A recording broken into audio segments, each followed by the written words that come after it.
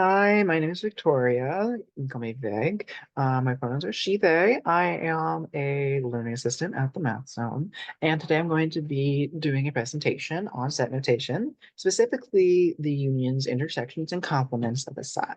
So, what are our learning objectives today?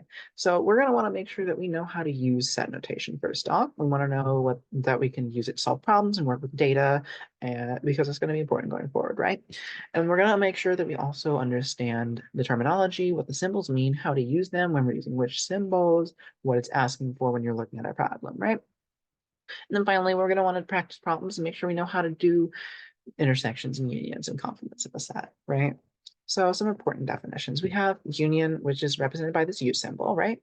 It combines the elements of different sets. So for instance, A union B contains all elements of A and B.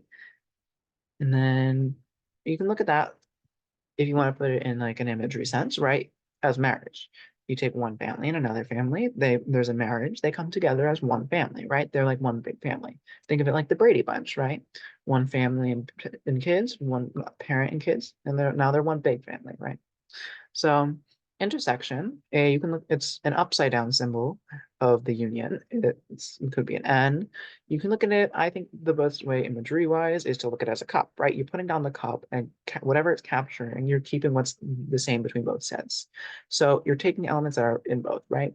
So A's intersection with B is anything that is in both of A and B, right? If you're looking at, for instance, a burger and a chicken sandwich. Their intersections might be their bun, the vegetables, the sauces, maybe even cheese. But you're leaving out stuff like, the different patties because they're different data sets, right? The different data points. And then complements. This can be represented by the bar, which I'm going to use going forward. It can also be used with an apostrophe, with like a dash. You can also see it with a C. So this is representing any elements that are in the universal set, but not in the set that we're looking at. So the complement of A is anything that's not A, but in the universal set. So the universal set is basically our set of all possible data values within within the set. And then our subsets, which are like A, B, C, whatever variable they want to use, are taking chunks out of it. Okay, so how to work with sets. These two steps are going to be the same for all three. So we're going to want to define the sets that are in the problem, look at like what the different data points are, right? And I find it helpful with a lot of problems, especially when you start doing stuff with Venn diagrams, to list out the data within the values as like columns, right? So you can see visually as well as numerically what data values are overlapping, which ones are in all three, which ones are in two, if there's like three different subsets, for instance. You can see if there's stuff that's in the universal set that's not in anything else. It's a very good way of visualizing my opinion. So working with a union. Once we have the data, we're going to want to combine all the data points from the subsets that we're looking at, right? So if we're looking at A and B, we're going to want to list out A and B all together. We're going to want to assign that, arrange that numerically and, in numerical order from, smallest to largest, and put that in the set notation using the curly brackets. And we'll see an example of that when we get to the example problem. For intersections, we're going to do a similar thing. We're going to look at what's overlapping this time instead of all of the sets. And then we're going to list what's overlapped in set notation. And then finally, for complements, we're going to look at what's in the universal set but isn't in the subset we're looking at and list out those data points. So example one, we have two sets of data.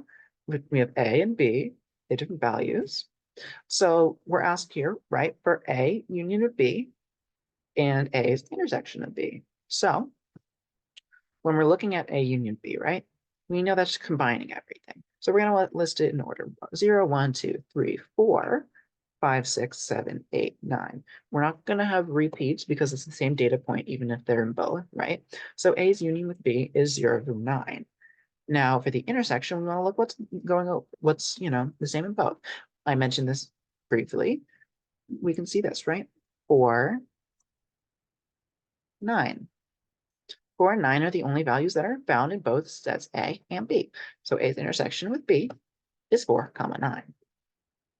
Now on to example 2. This one requires a little more work because it's going to take multiple steps to get there. So we have our universal set, which is numbers 0 through 9, and then subsets A and B. What it's asking here is for A's complement of how it intersects with B. So first we're going to have to find A's complement, right? So we see A is 0, 3, 4, 6, 7, 8. So what in the universal set is not in A? We have 1, we have 2, we have 5, and we have 9. So A's complement is 1, 2, 5, 9, listed with those curly brackets, 1, 2, 5, 9. So where does it intersect with B?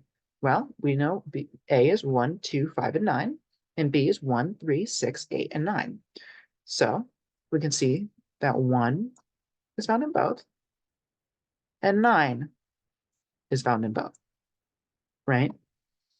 So whereas A's complement intersects with B is 1 and 9. Now, why might you want to know this?